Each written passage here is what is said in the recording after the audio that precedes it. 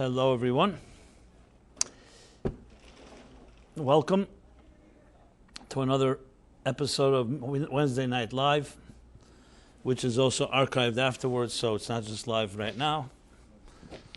It is forever etched in the cosmos of the airwaves of modern technology. So we're talking about this topic in this class is why you feel disconnected from life. Since some of you have asked me questions of like why and how we choose topics, it really comes from people like yourself. So if you have any topic or issue you'd like me to address, so just suggest it in an email or any way you want to contact us on meaningfullife.com. And at some point we'll work it in. And I'm a big believer in the fact that you want to speak about things that are relevant to people. There are many classes out there, good classes, teach many different things, academic and so on. But the thing that I believe is most important today, especially in our day and age where we have data overload, information overload, is to have information that's relevant to our lives, that can actually help us deal with emotional, psychological, spiritual, and personal challenges that we all have. You know, we're complex creatures, as we all know, and when it comes to issues like love and relationships and dealing with pain and dealing with challenges, it's not that easy. And that's why these books that keep promising some solutions in these areas continue to be bestsellers. Because if they worked, they wouldn't continue to be bestsellers, right? You'd have the book that answers it all. So the focus I like to place here is always on that personal relevance. Bertrand Russell was once asked by the ethics committee at Cambridge. He was caught doing something unethical, and he was a professor of ethics, so it was quite embarrassing. So they asked him, how could you behave unethically? You teach ethics. So he said, I also teach mathematics, and I'm not a triangle. Essentially making the classic academic statement that you are not what you teach, and what you teach is not necessarily who you are. If you contrast that, for instance, with Maimonides, the Rambam, around 1,000 years ago, and his philosophical approach, see, he has a statement that states, who is the wise person? You want to know if somebody's wise. What's the litmus test of wisdom? It's not how brilliant you are, the oratory skills, the argumentative, the logic, and so on. It's, you look at this person, how they behave on a basic level, the details, how they walk, how they talk, how they eat, how they drink, how they sleep, how they interact with other people. So it can stark contrast saying, no, none of us are perfect human beings, but to make a statement, that I don't need to be a triangle, I don't need to be ethical and teach ethics, as if it's some type of a source of pride, is unacceptable. Because in Jewish thought, there's a thing called integration, seamlessness. As I said, we all don't live up to our ideals. Obviously, that's why they're ideals. But we're also not proud of that. We understand that our mission in life is to try to align our actions to our values so they don't become completely disparate with complete dissonance. And that you really can tell a person in how it affects their lives.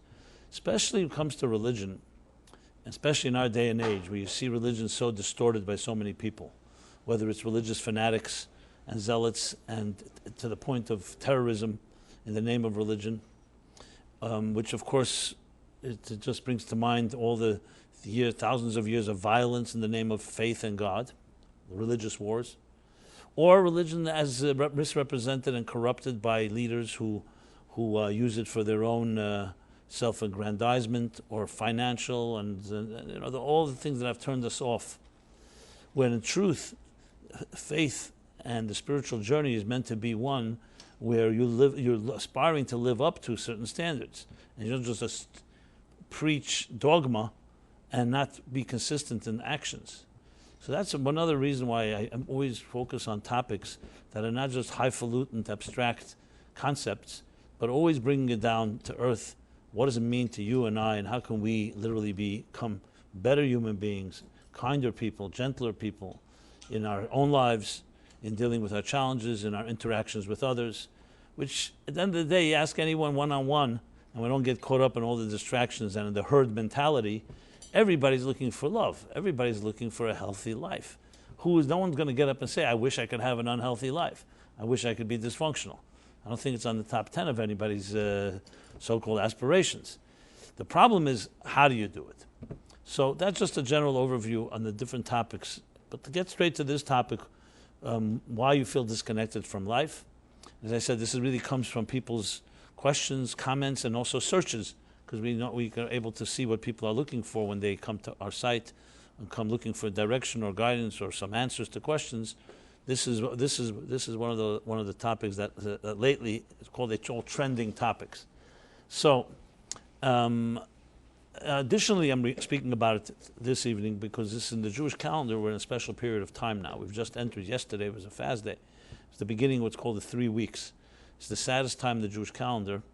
It commemorates and remembering almost 2,000 years ago the destruction of the temples, the holy temples in Jerusalem. And especially on the mystical and on the personal level, this wasn't just a destruction of a building, a structure thousands of years ago. It's actually a type of a wound, you can say, a spiritual and a psychological wound that is with us still this day. Another form of dissonance, where the divine presence that was with us, so to speak, is now more concealed. In psychological terms, it's when we're not in touch with our real purpose. Like I always like to put it this way, if someone asks you who you are, most people give you their business card. But that's what you do. So there's a big schism between who you are and what you do.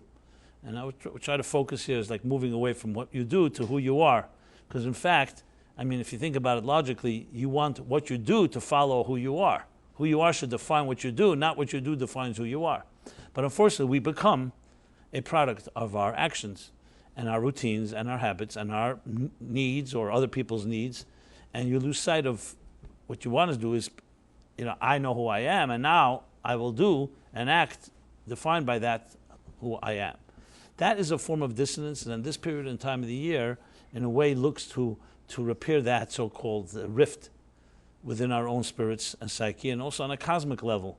If you think of life as like a machine, you want this machine well-oiled and aligned to the purpose for which it was created. And that, in effect, really creates a world of world peace, a world devoid of war and famine and inequality, where we all are different and diverse, but we're all, as I usually use the example, like musical notes, indispensable musical notes in one large composition, where each of us is necessary and each of us needs the other, a type of symbiosis. So, with that said, going to the topic of why you feel disconnected from life. That's an excellent question.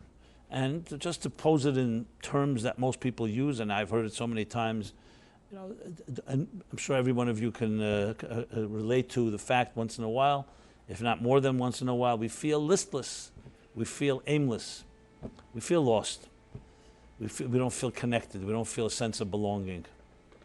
Sometimes to the point we don't even realize, we think like, where am I going? My life is going nowhere. That doesn't mean that you don't have any success in your life. You could be successful financially, successful in other areas, but on a more existential and deeper level, there's a certain sense of like a ship at sea with all that's going on. You start saying, why am I doing all of this? Almost anyone, I'd say every person on earth at some point in time in life has a feeling like that and has this challenged. Now, some people push it away and they do things to distract themselves and not to address the question, often things even that are destructive. If it's too painful, the existential loneliness of life, because you start saying, does anyone care about me? Does anyone really care? Does it make a difference what I do? Who really cares? Now, if you have people who love you in your life, obviously that's a great blessing, that helps. But even then, at the end of the day, we all have that lonely little spot inside our center core that you and only you really function there. So this is part of the question of feeling disconnected. And what is so the issue? The question then, of course, is: can you do something about this? Is there something we can do? Because another way, connection really means. Maybe you can just close the door there. The connection is another way of saying love. Because let's think what love really means. Love means two people connecting, or more than two people. Disconnection can be a form of hate, can be a form of indifference, but disconnection means you don't have that connection. So connection is much more than just a connection in a physical, technical sense. It's a sense of connecting to others, connecting to life, living life to the fullest. So it's not a small matter which we're addressing here. Okay. So what can we do about this? That's the question. And obviously, we always have to work in a way that integrates it in our existing lives. To stop our lives and say, I'm going to quit everything I'm doing, cold turkey, that usually does not work. So it has to be in a way that we can work with it. And that's, as I said, this is what we're going to be speaking about.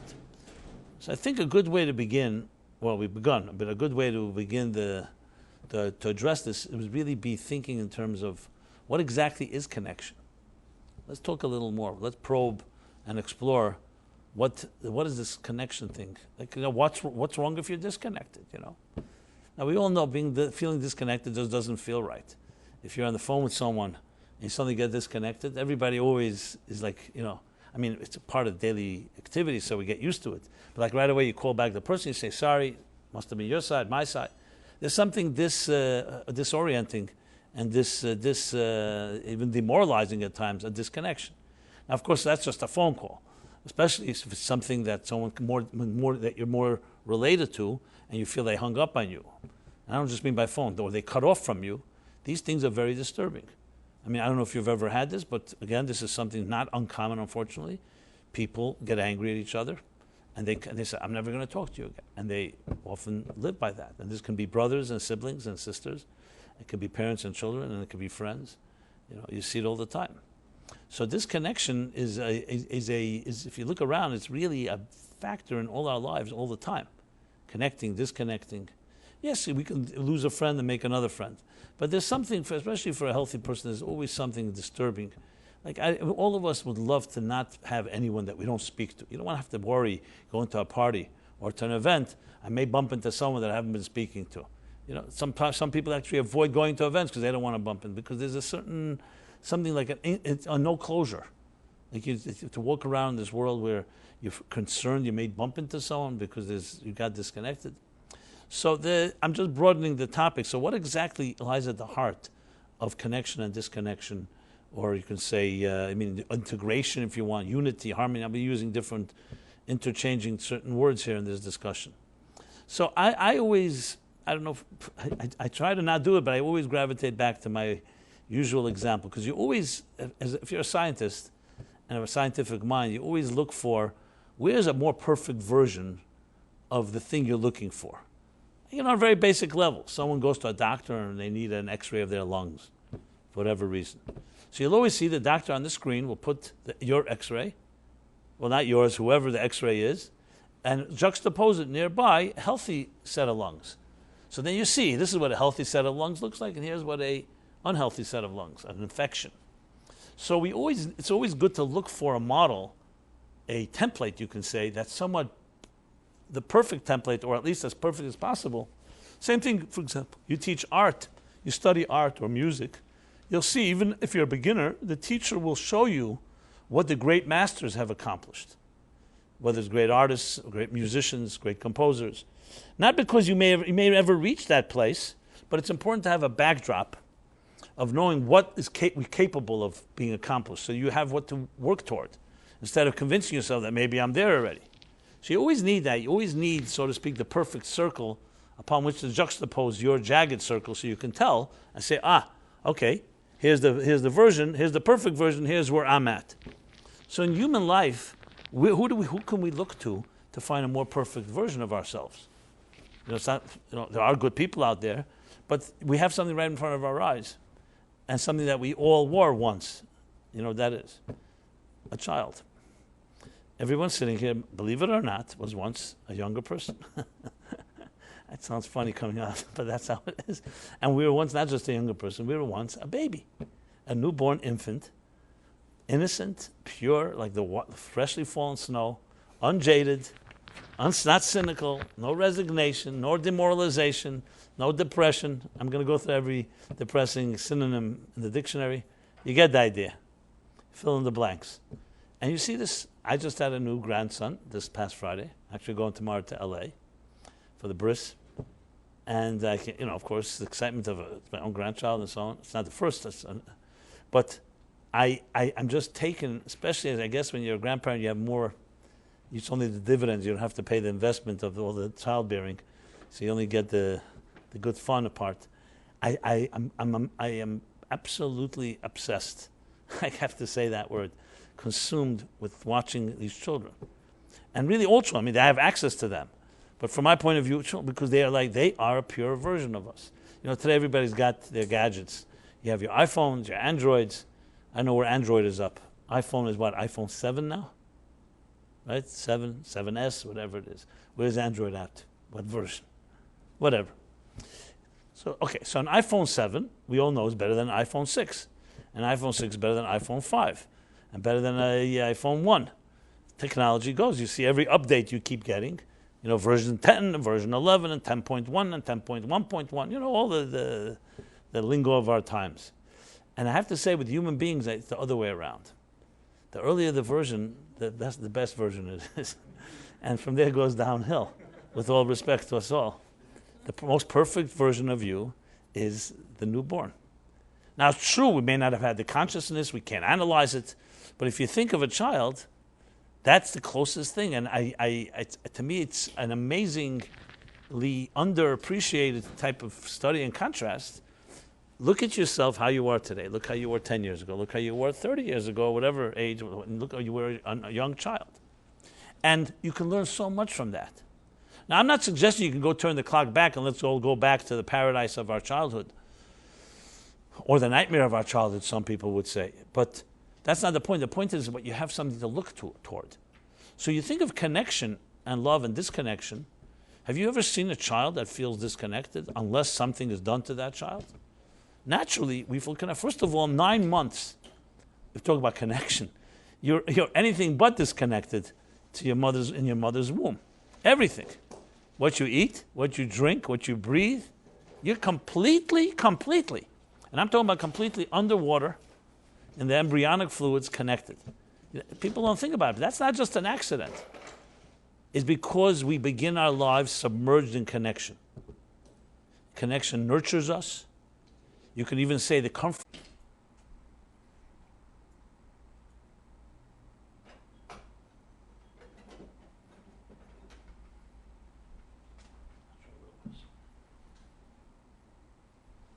Okay. Short little break. Technology glitch. So I was saying, so you think of a child, it's amazing that we find that type of connection, literally completely similar. And I was saying, what's the way water?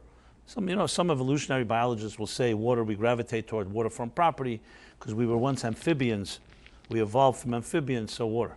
But I would argue that it's much more because the submersion in water is unconsciously reminds us of that nurturing, and we naturally feel belonging when we are in that environment.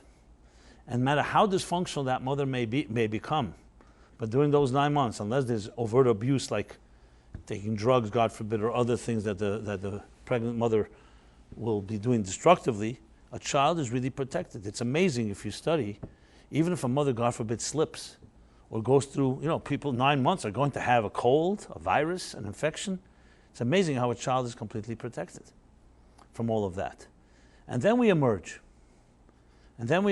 So to really, and obviously I'm not going to go through an exhaustive analysis of this, but the key points I want to make is we emerge and we still are naturally connected to those that are our parents. I'm talking about the way it's supposed to be in the healthy sense. Children are completely dependent, even a newborn child. The umbilical cord is cut, yes, but it's still connected. It needs its mother's food. It needs its parents' love. It needs to be cared for, even on a physical level. It can't do anything on its own. And obviously, the more love and nurture you give this child, the more it develops the right connections. And this is what happens. As we grow, obviously we grow more apart from our natural environments, which is healthy, to go to school, to begin to become an independent individual. But what's not healthy is that you lose the connection. What happens, often that happens is as we enter into the hostile world and we get more and more separate we sensing a separation from those that love us and care about us, that's where you begin to feel a disconnected sense of loss. Now, obviously, I have to bring into the equation the sad reality is that not all parents are nurturing. And I put that mildly. It's not just not all parents. I would say in our day and age, many children do not get the nurturing they need. We don't even have studies of this because most people don't talk about it. And secondly, you don't know all the facts. But think of a garden. If we were to look at our society today, I'm not going to go with 7 billion people. Let's talk about the United States. Of the 300 million people in this country, what is it? 350 already? Okay. Yearbook. May it always grow. You look at children. The question would be is the percentage of children, are they getting all their nurturing needs? Or are they already sensing absentee parents for all good reasons? Maybe they're working, they're overworked, overwhelmed, all the other distractions. So if you were to use the analogy of a garden, we all know if a garden is not watered and nurtured, what's going to happen? It will become parched and it will wither. If we were to use an analogy of how much percentage is the garden of our children, the children that are our garden, getting the watering and the nurturing and the cultivation necessary? And I'm not looking for numbers right now, I'm just making the point. What happens? So of course the first thing happens when a child is crying for its mother and father and they're not there. Whether they're not there physically or they're not there emotionally, the child is beginning to experience what we call separation. So it's inevitable that somewhere this is going to give. It's going to create a sense of separation anxiety. And you see this in studies. Children who are ripped away or for some reason separated from their natural parents early on, it has dramatic implications. It's not some small little matter. Children that are adopted. That doesn't mean they can't manage. It doesn't mean, but it's difficult. It's not that simple. That's why you'll see every adopted child will have to go through a stage where they're going to be looking for their natural parent, whether they find them or not, whether it's healthy to find them or not. But there's always an emptiness. And I'm not saying this, I think that if you know how to address it, you can make life can be a lot better. But many people ignore it. They think, you know what? We won't tell the child. And this is the debate rages. Do you tell an adopted child about his parents? What really happens psychologically? I'm just using that as a pretty extreme example. But the fact of the matter is, connection is natural to us. That's the key. And we begin our lives, as I said, 9 months in a connected state. I would say even more than connected, in a submerged state. And it's not just a physical thing, it's a psychological, emotional, that we feel a sense of belonging. I'll never forget this video I saw. I think it was on PBS years ago. It was John Bradshaw, who's one of the early pioneers of the inner child's therapies in the early 70s. So he himself was the son of a pastor and went through a lot of difficulties. His father was, I think, a complete alcoholic. And he did not grow up in a healthy environment and home. Shame, that was the thing. The shame, he says, the shame that my friends would invite me to their home, but I never wanted them in my home. Because I never knew if my father would be coming in completely wrecked. And I was so embarrassed. He says, but you carry that shame with you all the time. The father that's supposed to be the hero becomes the embarrassment. And as a child, you don't really even know how to separate the two. So your life becomes a life of shame. And he had different works he did, but I saw a workshop he did. And it was, as I said, it made such an impression on me that I remembered. And so relevant to this. So he had this group of maybe 50 people in the room. And he was speaking, a very calming voice. You could see a person who suffered and has worked through suffering. You could see a person we call an ember, that remains from a burning building, but it has been revived. You could sense that, and it was very interesting. I don't remember exact details. I just can tell you where I began. When I was watching it, this was what I saw. 50 people are sitting there. And in the background, there's actually a sound, but it's not music. I was wondering, what's the sound? And then I realized it's the sound of a heartbeat, a very, very loud heartbeat, amplified. A heartbeat. We all know what a heartbeat is. Pump, pump, pump, pump, pump, pump, pump. It was very, not thundering, but it was very prominent. And And Bradshaw begins to speak. And he says, I want you all to close your eyes and visualize. This is the heartbeat that you, the child, for 9 months heard day and night. Because a child in its mother's womb, what do you hear? I'm sure you hear things. You hear streams and you hear rivers and you hear all kinds of things, but you hear a heartbeat all the time. Because the mother's heartbeat never stops. So he says, this is the heartbeat that for 9 months, without fail, 24/7, you heard. And imagine that heartbeat. And if you think about it, it's very soothing in a way. Heartbeat is a very soothing sound. You know, it's like, it's a certain pace, in and out, type of like a contraction, expansion. And then he began slowly and deliberately speaking. I don't remember everything he said, but I'll tell you what I recall. He started saying, so this is you in your mother's womb, and now your mother begins to speak to you. She's talking to you as a fetus in the womb. And she says like this, she says, I've been waiting for you all my life. You are the gift that I prayed to God for, a child that will come into this world and that I have the honor to protect and the honor to care for and the honor to carry within me and feed and sustain in every possible way. And I look forward to the day when you will emerge from my womb. And I prepared a special room for you, a little bedroom with a white blanket, a clean blanket, and pajamas, and everything. You know, just like starts describing this whole expectation, but more than expectation, the beauty and the warmth. And I'm here to tell you that you're my precious gift, and I will do everything possible to protect you. And even when you leave the womb, to still feel that you are surrounded by the love that I give you. This was the gist of it. I don't remember all the words. And you could see as he goes on, and the heartbeat is pumping, you know, in the background you hear the thumping heartbeat. So it has this like effect. And everybody in the room starts crying. And I started crying. It was so emotional because it was so resonating as a truth. You know, this is what you want to hear. No doubt everybody would love to hear this. But he put it in these words and the heartbeat and the womb and all that, you know, the whole feeling. And like brings you to a place, a very primal place of a certain resonating truth. And then he stops, and the people are still like, you know, like in a somewhat of a trance or daze, whatever it was. And then, I don't remember the transition, but then he says, so what did that feel like? And people spoke. A few people commented. Some people said, I wish I had that. Some people said, I did have that. But whoever was in the room, nobody denied the power of this type of experience. And to me, what left the impression was that connection and love and nurturing is our natural state. It's not some anomaly. You know what? I live in a hostile world, and if I'm lucky, I'll find someone to love. That is our natural state.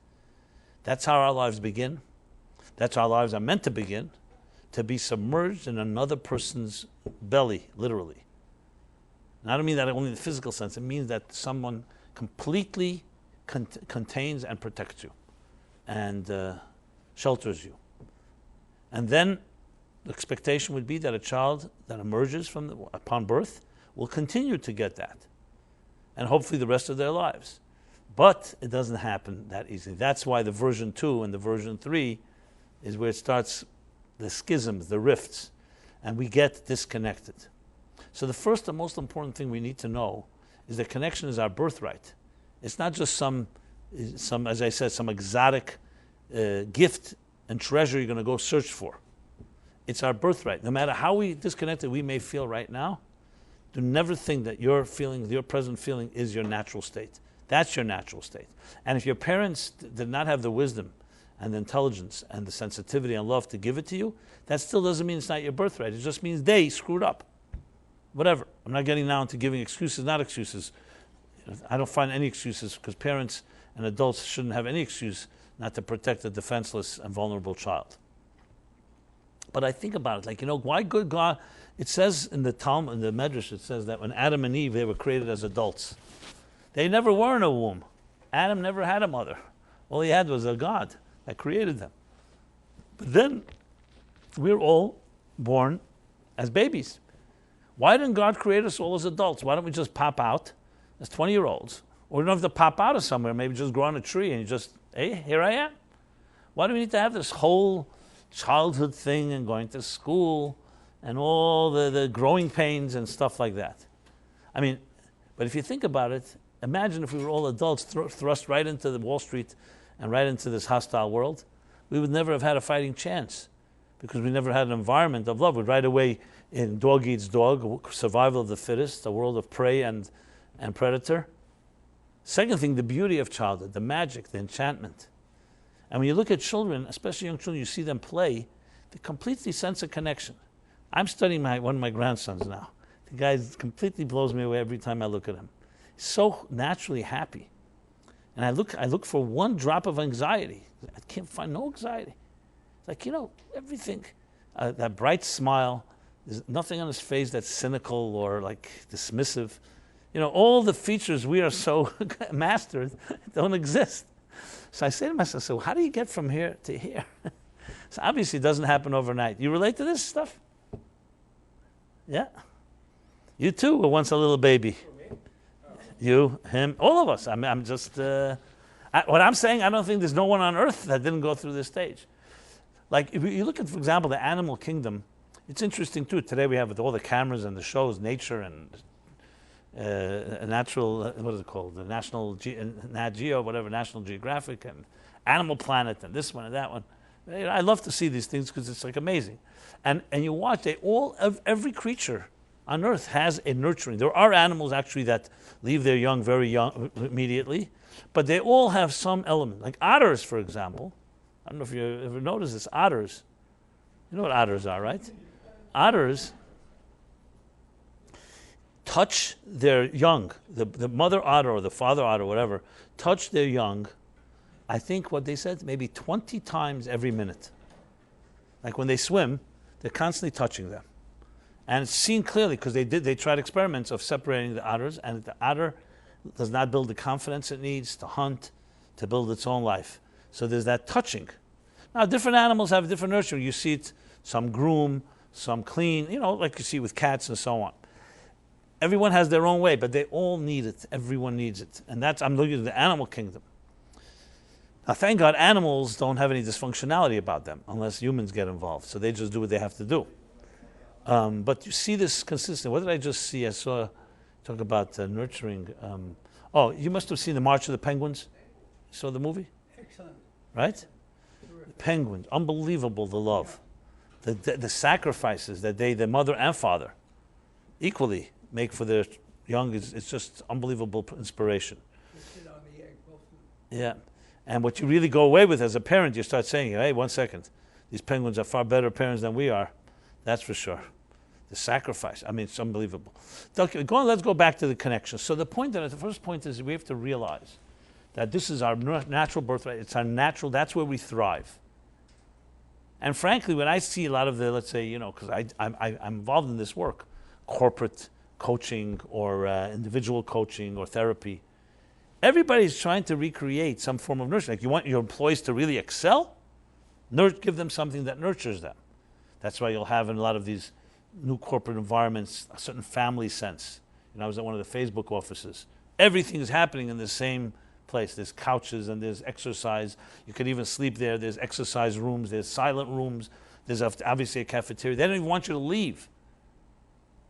And they create this sense of belonging. Obviously, the objective is to make employees happy. They'll provide mothers with the services. I mean, there's ulterior motives, but because everyone recognizes that a nurtured person is going to be far more productive than an unnurtured one. Very simple. You have someone working for you, and even if you pay them, but if you're a tyrant, they'll do the job perhaps because they're out of fear, but you're not going to get the best from them. You're going to get the adequate, if at all. But if you nurture people and they sense belonging, they sense, I understand where this company is going. So again, the companies, they're doing it for the bottom line. But everyone recognizes the value of that. And there's no question a nurtured person will always be more efficient, more productive, less illnesses than an unnurtured person. And that's not an accident, because that's our birthright again. That's who we are. Now, why am I elaborating on this? Because it's critical so often when you're discussing therapeutic and psychological issues. Very many times, the biggest challenge is not what to do, how to intervene, and what to do to solve a problem. Is to give people self-confidence that they can solve the problem. So many people feel that I tried everything; it's not going to work, and that's the battle. It's not even telling them here's the intervention, here's the solution. You have to build the confidence. The first thing, therefore, it's so much easier when you tell somebody you have the tools within you, you're able to connect because that's your natural being, than to say, okay, we're going to now need a 20-year therapeutic environment for you to learn how to connect, to learn how to love. You know how to love. You may not have the tools and maybe the training. It's like someone who knows how to play music, they just were never taught how to sit with an instrument and do it. So that's technical. But it's not like you don't have fundamentally in your spirit and your psyche the capacity to do. You absolutely have the capacity. And that's something you must, as like a mantra, you must know that you are worthy of love and you're worthy of giving love. And you have the capacity to do it and you could do it. Obviously, if you didn't have role models or you had dysfunction or somewhat compromised role models, it's going to be harder because, who do you copy? But there are other role models. And when you have that absolute confidence, the work is completely different. Let's imagine somebody can run a marathon, 25-mile marathon. But they're convinced they can't. But they could because you see their skill, you see their muscles, you see their exercise. And they just don't want to do it. They say, I can't do it. You have this with athletes, you have it with writers, you have it with composers. They just lose confidence. You lose confidence. They're some of the best. The skill didn't change. But sometimes you just lose something like a psychological block. And the challenge there is not the skill, it's believe in yourself, which there are all kinds of methods how to get there. But this is the vital component, and we should not be deceived by the fact that we live in a world that is so disconnected, which ironically is fascinating because on one hand, we've never had connections better than now. Communications, devices, mobile, and so on. So if you think technically, the world is more connected than ever, right? So you're connected. Whose logo is that? T-Mobile or AT&T, whatever. You're connected. But you think about it, on the other hand, there's also an unprecedented loneliness that exists, which is fascinating. You could have 1 million Facebook friends and not have one real friend. You could have all these illusions of I can access any information, anytime, anywhere. I can call anybody. I can get by in Manhattan 24 hours. I can buy any fruit, whether in season, out of season. You almost feel like a sense of superhuman ability. But someone say, well, let me ask you something. When's the last time you had a warm, heart-to-heart conversation with your best friend, face-to-face, without texting in the middle and all the distractions? Are families more intact today? Are we more nurturing? I would argue the opposite, that the more the technology more gets advanced, the less. Because you have now situations where a husband and wife can be in a bedroom, and instead of talking to each other and being intimate with each other, they're both on their little mobile devices. Or some other thing that's standing in between. Because now we're connected. But the personal connections are deeply compromised because, let's be honest, no technology can replace a mother, or a father, or a brother, or a sister, or a friend, or just a heart-to-heart warm conversation. And I don't know anybody in this world that's going to argue. Maybe there's some technology, some scientists trying to develop a virtual mother. Instead of a mother, you'll have like that type of doll that does everything a mother does. I rue the day if someone creates something like that. I don't look forward to that. To me, it's like grotesque. Like the joke they tell about this little boy in school, in nursery school, or whatever, preschool. And he was, the teacher noticed that he was like feeling very clingy and very needy. So she realized that the child probably is feeling not getting the love it needs at home. So I was thinking, how am I going to approach this to the mother? So I said, you know what? I'm a woman. She's a woman. I'll sit her down. We'll talk in a sensitive way. I'm going to tell her, and not critically. I'll say, your little Johnny seems to be very clingy and so on. I suggest at home maybe give him a little more attention, ask about his day, get him more involved. And she's a little tentative. Nobody wants to be here. No mother wants to hear critique. And on the contrary, she sits down. The mother is completely responsive. She says, I'm so glad you're telling this to me. As a matter of fact, I heard the same thing from another play group he's part of or somewhere else. And I told the nanny. I told the nanny, you got to hug him more and you got to speak to him more. Like she completely accepted it, and she right away deflected the whole thing to her nanny. Okay, that's as a joke. Is it serious? It's tragic. This is the reality of life today. So if anything, technology has become a replacement and almost an escape from having to deal with a conflict. You know what? Why do I have to have a confrontation with my beloved one? And we have this. I'll just go and escape into virtual reality. Or I'm going to live vicariously through a soap opera or through a film and so on. So with all these beauties and gifts that we have can also turn into becoming complete escapes from our own need to nurture and be nurtured and connect. So it's basically a second point that I'm making, 2 points. Number one is that this is natural to us, and it's as literally like oxygen to your body. Connection and nurturing is to your soul. Literally. The fact that we don't just die by not being connected is because we have resilience and we have the capacity to compensate and to take a lot. Our threshold, so to speak, for pain, or our threshold for disconnection is very high.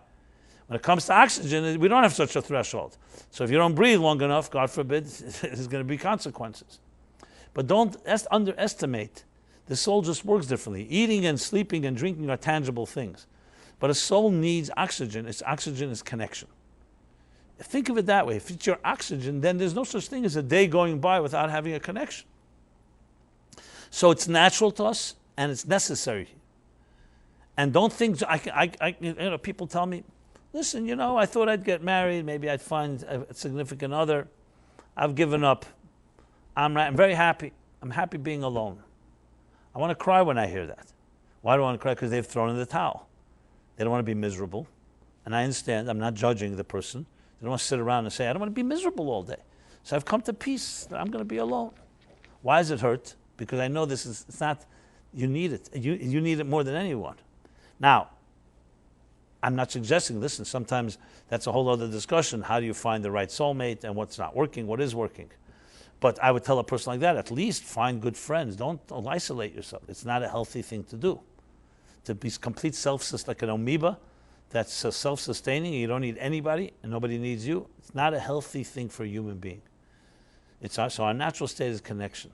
So why do we feel disconnected? Because we give in to the so-called inertia and the status quo of, hey. But this brings me to the next point. I mentioned the heartbeat for another reason. Because the heartbeat also, the heartbeat itself is a form of connection. You could have had a heart that just, let's say, pumped blood. The fact that it contracts and expands tells you there's a relationship going on. And the Kabbalists, the mystics, actually call it Rashi V'Shuv. It's a relationship of give and take, like exhaling and inhaling. So why am I mentioning it? Because the heartbeat is actually a reflection. What is real love? What is real connection? Give and take. If you have a relationship that's a one-way street, that I'm giving and you're taking and that's it, that's not a real relationship. A relationship is a heartbeat. It's a pulsating form of energy.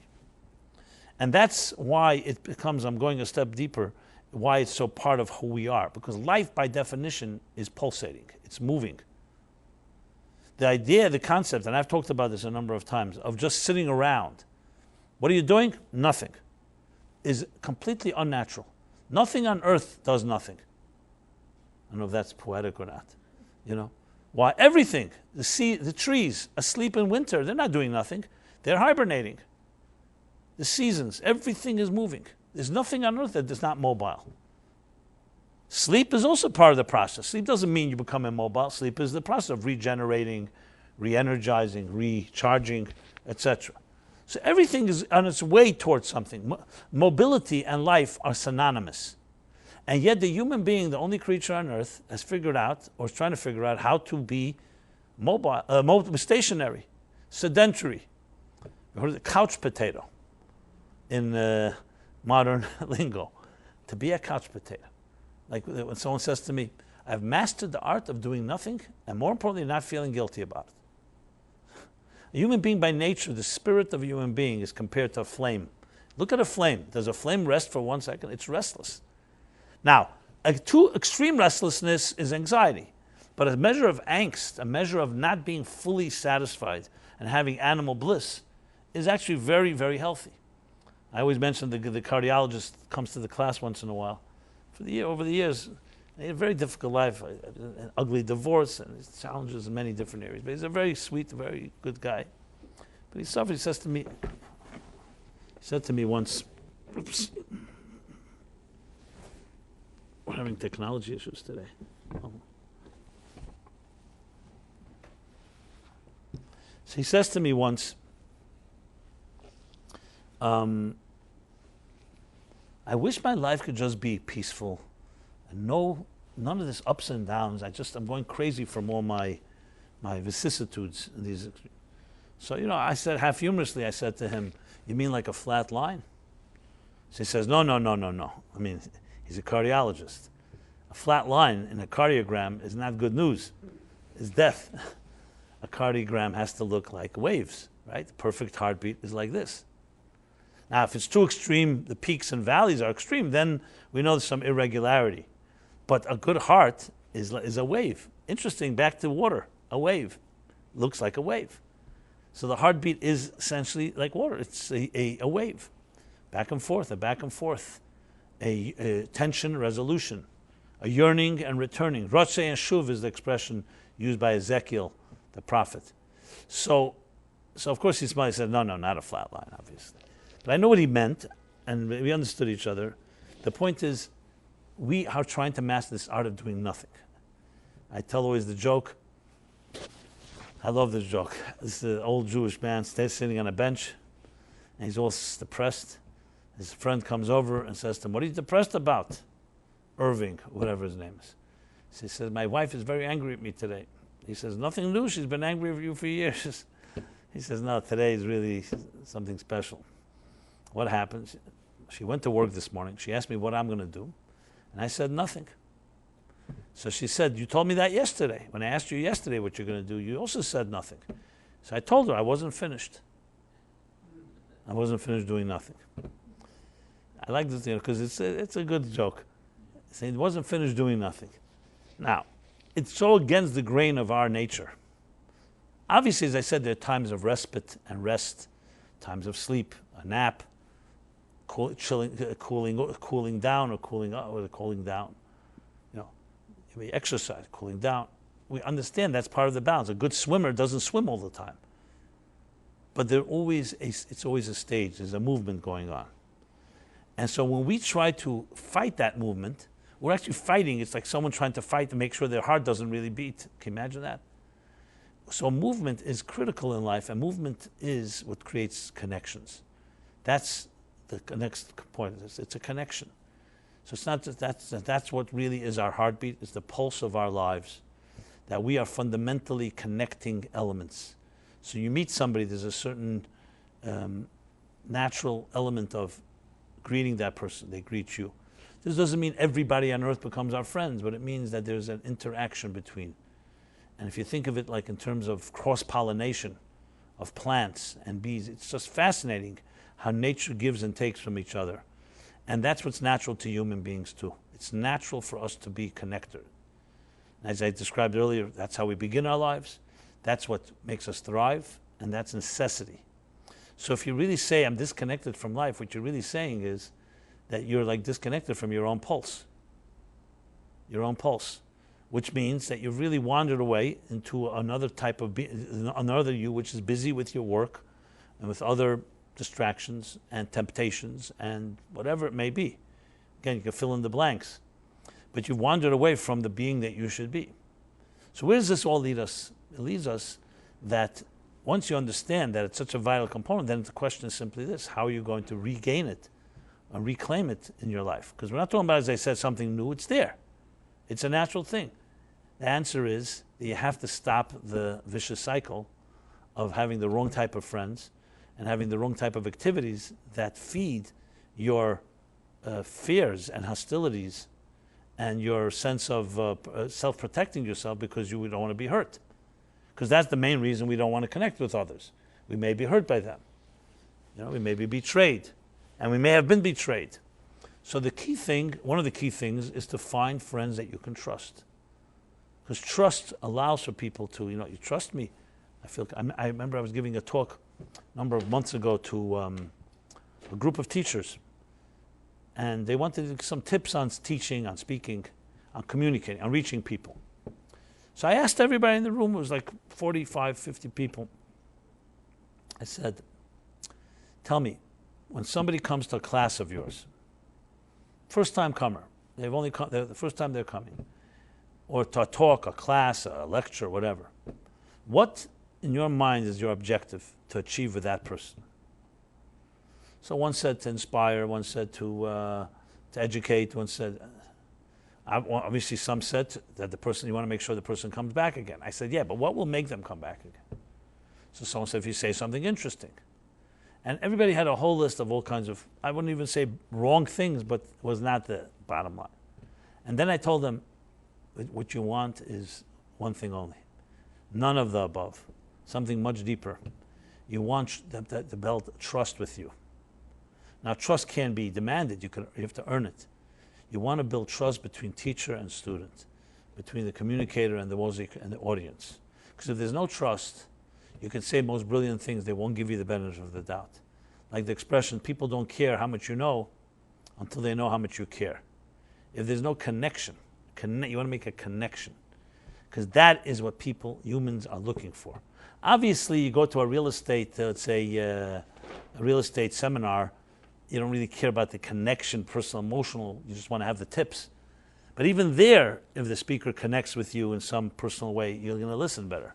But definitely when it comes to personal, psychological, spiritual, emotional matters, without that, you failed. And and everybody in the room agreed. They said, it's interesting, they never would have thought of that. Because they realized that it's not about the inspiration, it's not the joke you make, it's the connection you make. So it means that it's not even about how good you taught the material. That obviously is a big plus. It's how well you connected. Did the people, did your ideas resonate with them? Do they feel that you are like them? Or do they feel that you were condescending and you just smarter than everybody? Did they feel that you relate to them and they relate to you?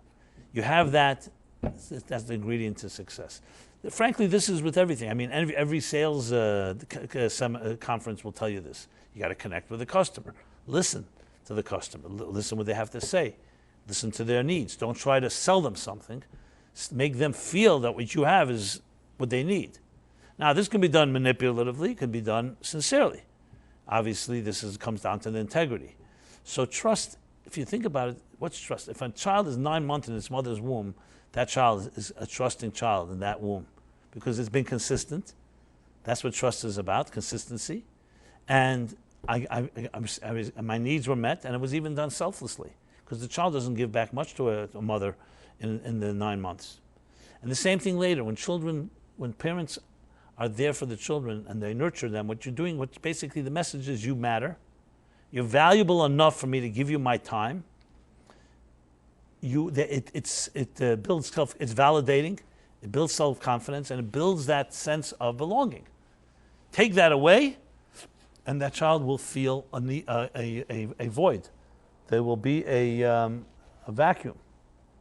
So the key to all of this, therefore, is to find people that you can trust. So you'll say, well, that's easier said than done. I know that. I understand that quite well. There's a lot of people out there. But here's what you have to think to yourself. You have what it takes to be a good friend yourself. Because remember, if you can't be trusted, why would we be able to trust somebody else? So many times what happens is we deprive people from trusting us because whatever reason we have all our defenses up, and many people want to have is one-way street. I want you to be able to trust you, but I don't know if I can give you the same level of confidence. You have this all the time, especially you find this in dating, in relationships, control games, where one person wants the other person to be vulnerable, but they're not willing to be vulnerable. Yeah. You've had that? Right. So the point, therefore, is that we have to, that's why I'm not suggesting at all it's easy, but I will say the fact that you know that you have it in you, that you should not think you're inadequate, you're incapable of connecting, and you're incapable of loving is absolutely false. Because I told you, we all were children once. That is a fact. We were all in the womb of our mothers. It doesn't make a difference what kind of mother you have. You were there. So you have in your DNA, embedded in you, in your DNA, in your genes, connective tools. Connective tools, connective energy, harmony. unity. So it's a matter of building confidence in your own self and then finding people you can talk to in that regard. I can tell you in my life, thank God, I mean, I guess I grew up in a nurturing environment. I had people that nurture, very nurturing. I also had people who deliberately went out of their way to be nurturing, and they went against the grain. My great teacher, the Rebbe, Rabbi Jacobson, his whole life was dedicated to go against the tide of people, me, and it's all about self-preservation and self-interest, to demonstrate, no, it's not about that. He could stand 8 hours and just give people charity, give people $1, just give. So when you see things like that, you build up your own self-confidence that, we have what to give. We're not just takers. And not buy into the myth of this world's perception that if you're not going to go for it, if you're not going to be a taker, no one's going to give it to you. I understand we need to protect ourselves, especially from predators. But you really want to find an environment where you can be a giver, not a taker. The guy, the joke goes, the guy fell out of a boat, and he's drowning. And his friends come over, they hear him yelling, help. So they come up with a rowboat near him. They say, John, give me your hand. No, he won't give it. John, give me your hand, you're drowning. No. So the other guy says, John does not know how to give. He only knows how to take. So the guy says, John, take my hand. And he right away stretched out his hand. Some people just know how to be takers, even if at their own expense. So giving is what we really learn to do, because your life began with someone giving to you life, giving you nurturing, giving you that womb-like experience and any other nurturing. So we are much more natural givers than takers. But we enter into a world where we become takers because everyone around us is taking. And you say, enough is enough. I don't want to be this like full, everybody's running to the cookie jar, so why shouldn't I? And then you suddenly feel like a sucker. Everybody else is being selfish, so you become a shark like everyone else. But never lose sight. I understand that places, environments where you got to really be protecting yourself, but don't ever think that's you. That's an unnatural state. Even it being there altogether may not be healthy, but some people have no choice due to that's where their livelihood is and so on. I've heard from enough lawyers who dropped out of law because of this reason. They went in naively thinking they're looking for justice and truth, and they find out it's the most corrupt industry, and it becomes very much all about doing whatever it takes, ethically or unethically. And they're basically, like one lawyer told me, I'm essentially a legal thief. That's what I am. I do it by the law. I know the law, so I know how to do it by law. But essentially, that's my goal, is to be a thief, is to try to get whatever I can get from my client and from myself, and whatever it takes. I won't break the law because that's my guide, but not because I respect the law, because that's the rules of the game. Every game has rules. I mean, this is the more cynical version, obviously, and I'm not suggesting that there are lawyers that are very noble and beautiful. Everyone can be arrogant and can be humble. My point is, it's easy to get caught up, and then you're told. I mean, how many people have told me in the world of finance? They said, I don't have any best friends anymore. Me and my best friends, we came out of school. We went into the different Goldman Sachs or whatever it was, and in the beginning we're like real comrades, and then essentially our superiors make us compete against each other. And then it comes to a point: you want the raise, you want a promotion. You're basically fighting with your best friend. Then suddenly we become at each other's throats, and yes, we end up being not maybe even enemies, or at least adversaries. Adversaries is the word, not adversaries. That's adversity and adversaries. I always confuse the two. So, why? Because money and capitalism and materialism, by definition, separates us. And spirituality connects us. Never forget that. We do live in a material world. And it's part of the plan is that we should bring the sense of connectedness into the material world. That's the real accomplishment. But never think materialism on its own is a divider, it's a separator. Your food and my food can't sustain both of us. If I give you something physically, I'll have less of it. But love and soulfulness and spirituality is not measured in that way. So I can give you love, it doesn't mean I have less. It's like lighting a flame can light another flame without the first flame being diminished. So we have to find those components in our lives that are not, they're more ethereal. They're ethereal values that we all cherish, whether it's love, connection, truth, soul, God. The things that are eternal and are transcendent and not defined by our needs. We have our needs. And an interesting way, the mystics like to put it this way, that we are sent to a material world that is all about divisiveness in order to introduce unity and connection in a disconnected world.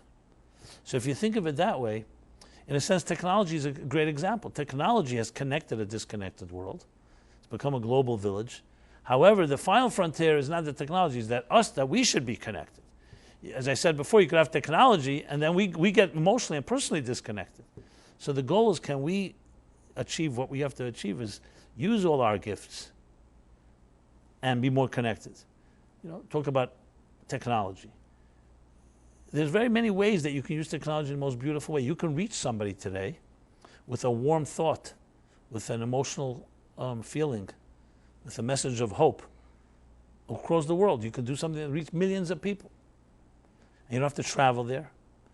So technology is just a tool in our tool chest. It also can be used to make a gentler and kinder world if we have our eyes focused on the purpose, and that is connection. So it's not this connection that defines our lives, it's connection that is the real definition, the real essence of who we are. And it's the disconnection that is the world we're thrust in, with the objective of us not succumbing to that disconnected universe and becoming ourselves agents of disconnection. We ourselves become part of the problem, but to be part of the solution. The solution means that wherever you go, you bring a little unity into the picture, a little connection. And I feel honored and blessed in my life, Meaningful Life Center, the work I do, I really feel that way. Wherever I go, I feel that my role is to connect a few things. Maybe connect two people, maybe connect someone to their own inner aspirations, to create little knots, I think I shared this story a number of times. I remember a number of years ago in this class, so it was a couple, not married couple, they were dating each other for many years, and they came to the class. And after the class, they both approached me, and the woman says, with permission from my boyfriend, we've been dating for years and years, we're really connected, and he just refuses to get married. And why don't we just get married? We're ready together, we're exclusive with each other, it's not like holding our options open. And I asked the guy, I said, what's the story? He said, he doesn't know. He loves the woman. It's not like he's thinking, or maybe something, they've seen enough of each other, they know each other well. So I said, you know what, why don't we make time, you and I, man to man, we'll talk about this. So fine. And he was open to discussing it. He wasn't like resisting and saying, no, what do we need to get married? We're together, who needs marriage? That was not his position. So we met, I remember we met in Grand Army Plaza, in the Brooklyn Public Library, in the Brooklyn Museum, the beautiful area there. I live not far from there, in Crown Heights. There's Prospect Park, Botanical Gardens. It's a hot place these days. I don't just mean hot weather-wise. I mean, hot spot.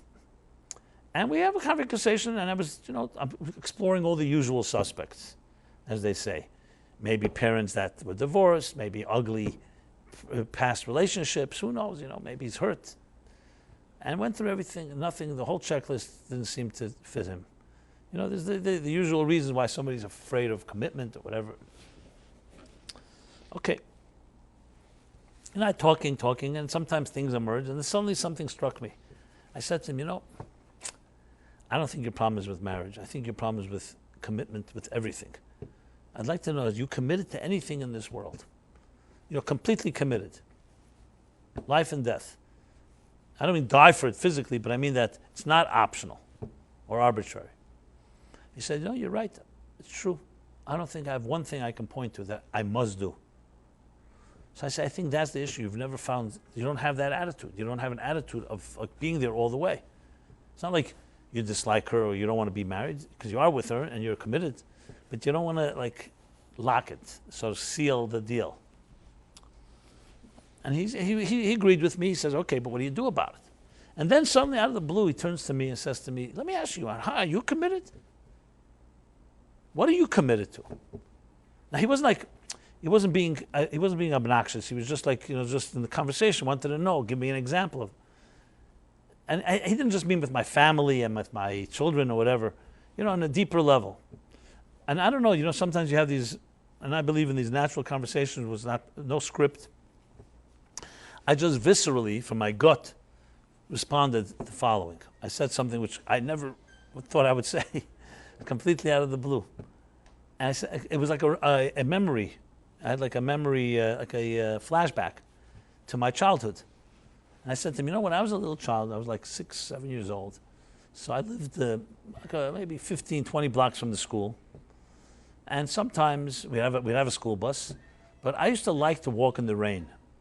Well, most people don't like to walk in the rain. I like to walk in the rain. Maybe that age everybody likes to, I don't know. I like to walk in the rain, and I'll tell you why I like walking in the rain, not because it was raining. I had this little quirk, my little secret I never told anybody. I used to walk at the edge of the curb, and where the water would flow, as the rain would go, the water would flow to the sewers, to the corner sewers. And I had this little quirk. I felt like this pleasure, this deep pleasure of like unblocking the dam of twigs or a little dirt or paper that would block the flow of the water. I just like to clear it up, not completely, just to open up. If it was a block, sometimes the water starts building up. I know it sounds ridiculous. I'm not insane. I'm just, bear with me, okay? And I just like the idea of being able to open up so the water could run through, unclogging the pipe, so to speak. And I said, something? Till this day, I have the same pleasure. I don't do it anymore on the streets and the curbs, but I have this profound inner sense of satisfaction when I meet someone and they talk to me about their lives, and I'm able to unclog a block, a blind spot, a fear, an inhibition, just be able to see themselves in a more honest way, a deeper way. And I realized it's exactly what I was when I was 6 years old, except then it was water running through clogged up curb. And now it's more psychological and emotional. Anyway, this fellow started to cry. He said, that's so beautiful. That's because his question I knew was coming, not just they want me to commit, I'm committed to my job, I'm committed to my people I love, I'm committed to my Judaism, whatever. He wanted, and I said something that really, to me, that was this. He says, I would wish I could have something of that nature. Well, to tell you the end of the story, today they're happily married with children. I meet them. I just met them I met them a few months. Where did I meet them? No, at a wedding. Right there. When was a month ago? Sure, this is a month ago. Yeah, month and a half. And I just smiled to myself. I didn't even bring it up, but I know he would have no problem. But they worked it out, and he did. He found his calling in life, and that obviously opened the door for his commitment. It wasn't the marriage. It wasn't her at all. It was about his own tentativeness in life, not having, been pretty much alone, and not having something he really is ready to fight for. So thank God, happy ending. The point I want to make is that so I've been blessed to feel like I've made some connections. And I want to say this to all of you. I think one of the greatest gifts in life, maybe the greatest, is the intersections, the connections we make. Tomorrow you may be sitting in a commute and you say a kind word to a complete stranger. Or you send an email, like you make a little email list of your group and send a nice thought. You never know. The person just may be the right thing that you said. You made a connection. Above all, you're countering the disconnected universe in which we live. And even though you could say, what's one connection compared to 7 billion people and all that? That doesn't work that way. It's a qualitative thing. Connections breed connections, and disconnections, unfortunately, breed disconnections. So every time you make that little touch, you bring a smile to someone's face, a kind, compassionate thing, never underestimate. You've made a connection. Two things were disconnected, and you connected something. And that can have a ripple effect in ways very hard to imagine. I've seen it. Try it out. You'll be surprised. Sometimes you'll see the results, sometimes you won't. But it has absolute effect. I remember I was once in northern Minnesota for a weekend retreat. The Canadian-Minnesota border, I think. And the guy that was like the host who lived there, it's a very cold region, he said to me, I want to show you something. And I gave a talk about how little action can create major reaction, like a butterfly effect. A butterfly flaps its wings in Kansas and can create a typhoon in Singapore, something like that. So he said, I want to show you something. And he took me like a 10-minute drive. And we come to a place where there's a brook of water, a little brook. To the point where there's a place that's literally like a trickling stream. It's not even a wide brook. It's just a little stream that you can literally... He says, I want to show you something. He says, he took a rock and he put it in the stream and blocked the water. And the water starts building up. It's like a dam. He said to me, if I can keep holding like this and stop the water, the Mississippi will dry up. The whole big Mississippi River, which is a tremendous river, is all getting its water from this trickle right here. Now, obviously, the trickle is carrying water from other places. So you never know. You may think it's a little trickle, big thing. But the one block, obviously, you can't really stop. The water is going to build up and it's going to break through any dam. My point, however, is I was very amazed. He says sometimes the biggest things you see, they start with one drop somewhere. Everything starts with one step, as we always say. But we always are amazed by the results. The Wright brothers, they discovered air travel. And now we have all these airports. We see the results, but we don't see all the failures and all the mistakes and all the naysayers that said you'll never fly, etc. So it's vital to know that we have in our power, in the words of Maimonides, we have to look at the world as if like on a scale where the good and the bad are equal. And one good deed, one good connection, one good act tips the scale. That's the tipping point. And never think in terms of, what am I going to do anyway? What do they say, the story where guys were walking on the beach and he's throwing the clams that were washed on the shore, he's throwing them back in so they shouldn't die. So a guy says to him, you know how many clams there are on the beach? There are millions of them. What difference does it make? So he says, to this clam it makes a difference. And it's not a question of numbers. So I want to conclude and say, bless you, and also suggest, think in those terms, your life can change. You want love in your life? Give love. Find places to give. Find places to connect. Don't always wait till someone will connect with me, then I'll call them back. Now, obviously, you have to choose and pick correctly. You want to have people that are healthy in your lives. You don't want predators and people who take advantage. So fine, so you need to have discretion. But I guarantee you, if you put your mind to it and you set your mind and you have that attitude, you'll be able to identify such people. And most importantly, I'm sure by process of elimination, we definitely can easily identify takers. Those are the easy ones to identify. People who are parasites and looking always to take something. So you have to find people that are not like that, and there are good people. And if we all do our little part, we can achieve, not just for others, but those connections make us more connected. When who told me, it was a little girl who said to her pregnant mother, Mommy, how do you have room inside yourself for another human being? And I thought to myself, wow, men don't even have room for people outside their being. And here a woman, for 9 months, it's not just some little closet in her body where the baby is stored.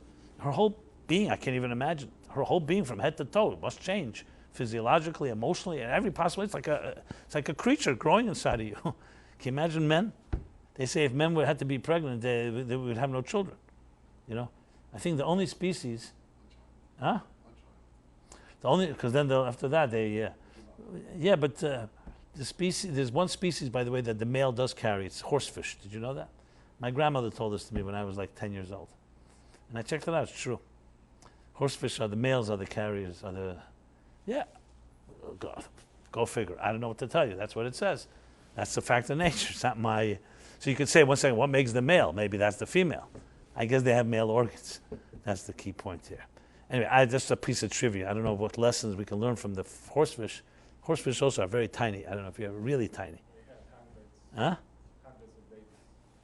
Okay, there you go. You're a horsefish expert. Yeah. So, my friends, it's an honor to be able to connect with you, and I hope you connect with me. And connection is our natural state of integral and inner unity. Today, physics, modern science, quantum mechanics, all testify to the integral unity. They all talk about it, about it's all connected in ways that are very mysterious. We don't fully understand it, but it's definitely not a fragmented universe. It's really all connected. The whole science, the whole technology, communications, computers, that in a little thing like this, you can have so much power in a microchip. is because fundamentally there's connecting forces, especially on a quantum level. So it's all around us. The thing that's missing is the human, the X factor is the human being, and that requires a deliberate and effort. It doesn't happen on its own. It's the effort you make, whether it's tonight or tomorrow. That is what changes things, and it is sometimes uphill because we live in a world, as I said, dog eats dog is a very hostile world in many ways, especially when it comes to money, and competition, and the chase and the hunt. These things are all dividers. They're not connectors. But don't be deceived. Underneath it all lies the most powerful force in us is the connecting part. And just a matter of you not succumbing to become part of the problem, but to be part of the solution. Thank you so much. And we continue this journey every week. I will say there will be a class next Wednesday, but the following Wednesday after that I'll be in Israel, please God. So I'll announce that. I'll still do a class, but it'll be only online. Maybe I'll broadcast it from the Holy Land. And but it's an honor to see you all, honored to meet you all, and those online. Stay in touch, friend us, like us, whatever, all the different connecting tools that we have. But maybe send a nice, kind note to me. I think I need a little nurturing. How's that? Okay. Everyone very well. Be well, and a blessed week to you all. Thank you.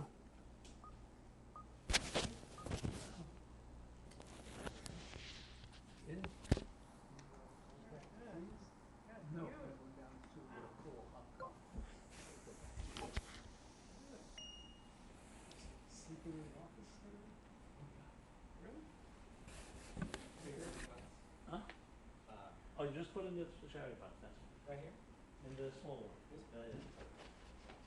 And if I don't have your email address, please write it down. No, yeah, you have everything. Okay, great.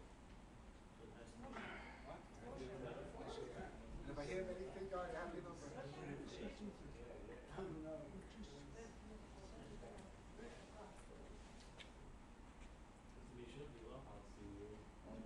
you, birthday. I usually connect online. Okay, connect. You know, I forgot to press Facebook Live. Okay, too bad.